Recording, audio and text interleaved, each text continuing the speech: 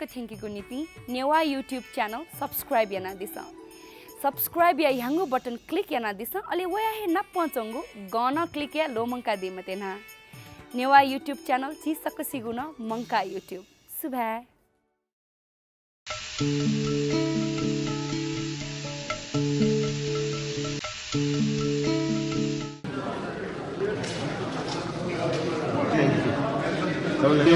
kunci masalah nomor punya dari sana lomba bicara dari itu kan nyasa ada apa ढाकी दृष्टिले मल्ली पालन निसायो जीव चाहिँ को गोपाल वंशावली निसायो अझ टाइम यतिकै पुला पुला गुलिन ग्रन्थहरू गुलिन पाण्डु लिपिजहरू हाती च्याट सपुट फोकदो अमर कोश किसिम किसिम गो प्रकार अमर कोश दो नारायण स्मृति ठहर ग्रन्थहरू टिपीले गुलिन निवास शब्द प्रयोग गर्छन् वो शब्द त कया अर्थ छाना कतिका वे वाक्य वे सेन्टेन्स या अझ सो कोश देख्छ गेजी गाडी यानोले वे कही प्रपोजल है जो classical dictionary of Newas दिगारियो Newa त क्लासिकल डिक्शनरी छ देख्यो त्यो प्रपोजल हो न भयो बुक डिक्शनरी देखो म यहाँ चाहिँ आवले अन्तिम टाइम है वया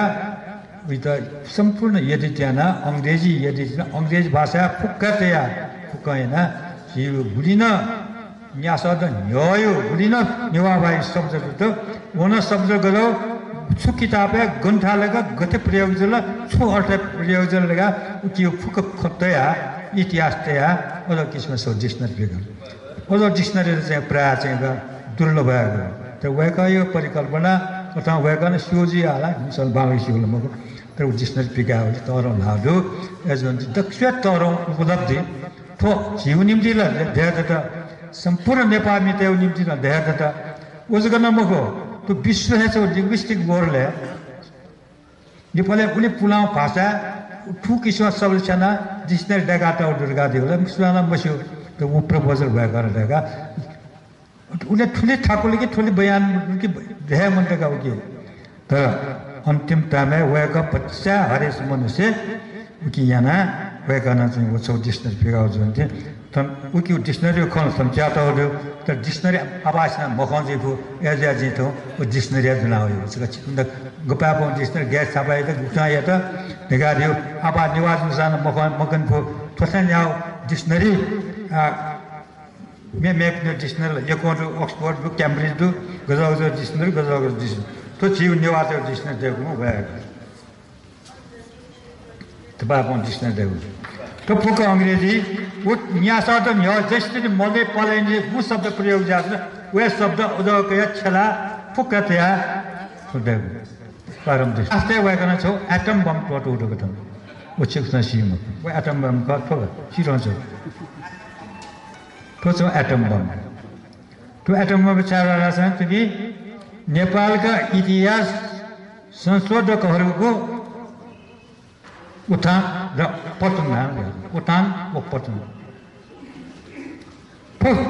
ठुली टार्गेट यहाँ टार्गेट मऱ्यो कुली ढ्याउ टार्गेटै मऱ्यो तर वे गर्न चाहिँ छौ छौ त्यो इतिहास संशोधन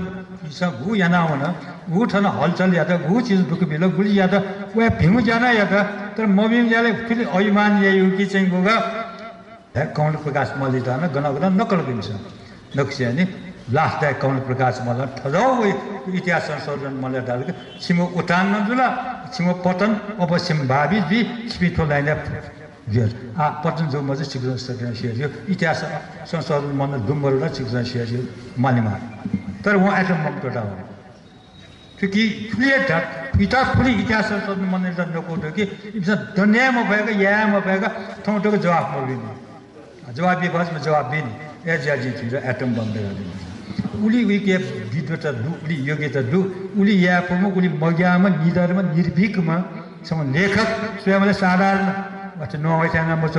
तर वेको पर्सनालिटी को चीज ग वो पर्सनालिटी चाहिँ हो अझ विद्वता पर्स उली मसिका प्रमाण गरेका त्यो उलम्बको एक के प्रमाण बिया इतिहास संशोधन मनल या होइन खण्डन या हो एजेन्सी थरो मनु तो मन त डॉक्टर कमल प्रकाश मंत्रधार विज्ञाना जिसिबे को मसा जिसिबे कोमसा संत कमल जी दादू धक्का है धैगु जिसिबे कोमसा संत कमल जी दादू धक्का है धैगु संग जिप्रतिया बुन लुमनाजी आदर न जियागु संग जिप्रतिया बुन लुमनाजी आदर न जियागु तर तर थुङ गबले मन्त छ ध्याउ स्तब्ध छ जाला चुलखा तर तर थुङ गबले मन्त छ ध्याउ स्तब्ध छ जाला चुलखा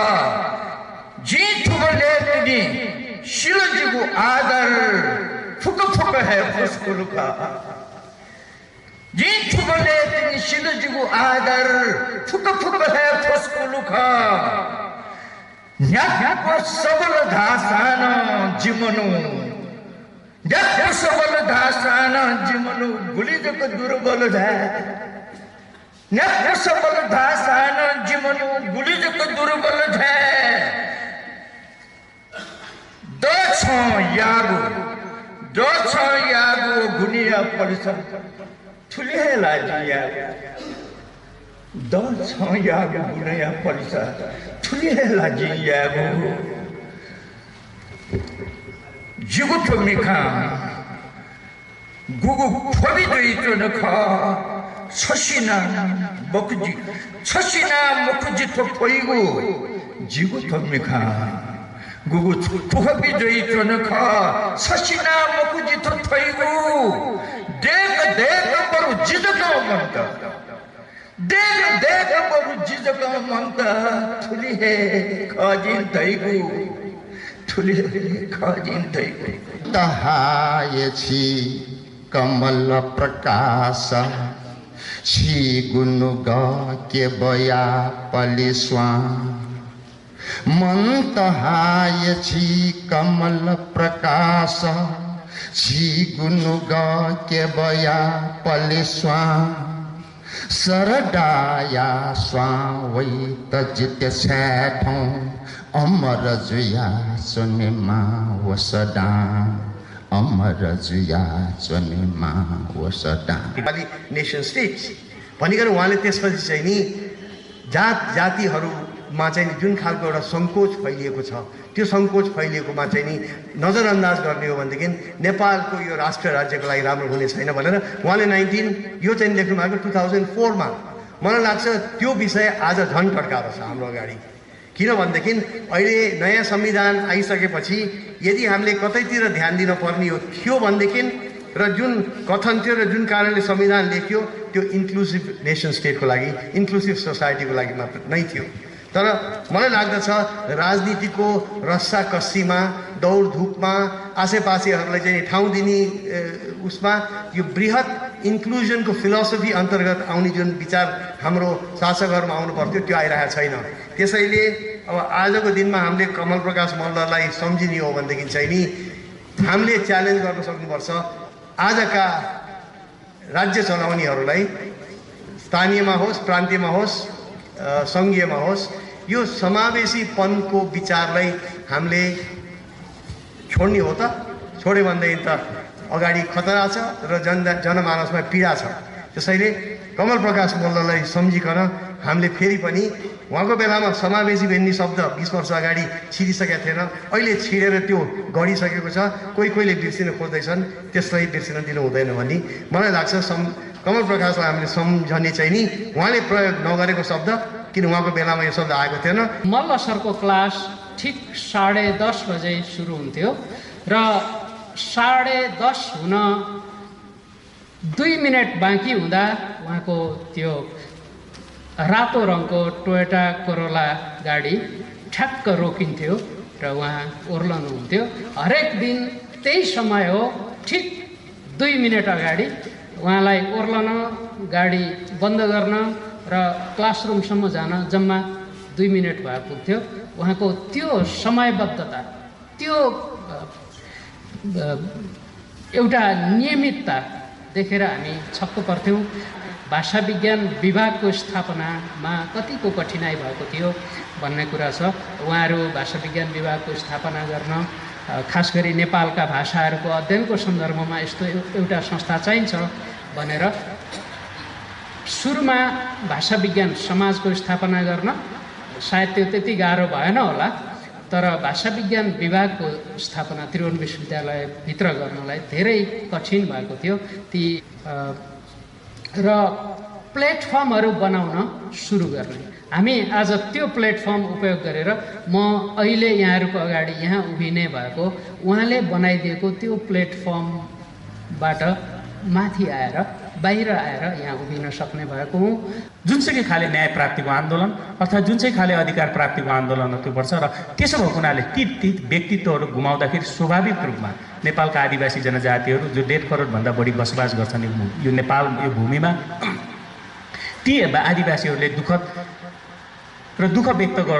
गर्दै म नेपाल आदिवासी जनजाति महासङ्घको तर्फबाट सम्पूर्ण आदिवासी जनजातिहरू देशदेखि विदेशमा रहेका नेपालका आदिवासी जनजातिहरूकै तर्फबाट म श्रद्धेय व्यक्तित्व विषयका हिसाबले भाषा विज्ञान अथवा अङ्ग्रेजी प्राध्यापन गर्दाखेरि पनि नेपाली इतिहास संस्कृति र नेपाली समाजको बारेमा एउटा प्राज्ञिक योगदान दिनुहुने आदरणीय व्यक्तित्व डाक्टर कमल प्रकाश मल्लज्यूप्रति म श्रद्धासुमनसहित हार्दिक श्रद्धाञ्जली अर्पण गर्न चाहन्छु।